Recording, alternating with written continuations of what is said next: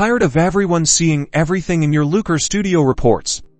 Let's lock down that data and show you how to implement row-level security in Looker Studio to control who sees what. First, open your Looker Studio report and navigate to the Resource menu at the top. Then select Manage Added Data Sources.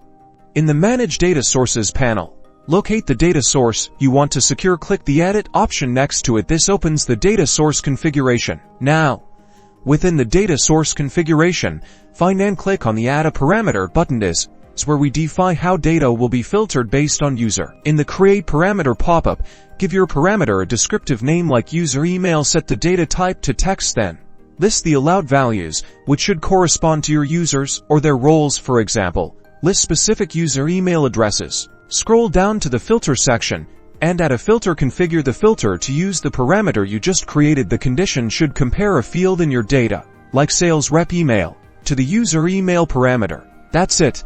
Now, when users view the report, Looker Studio will filter the data based on their email address. Only data associated with their email or their role will be displayed, giving you ultimate control over your data's visibility.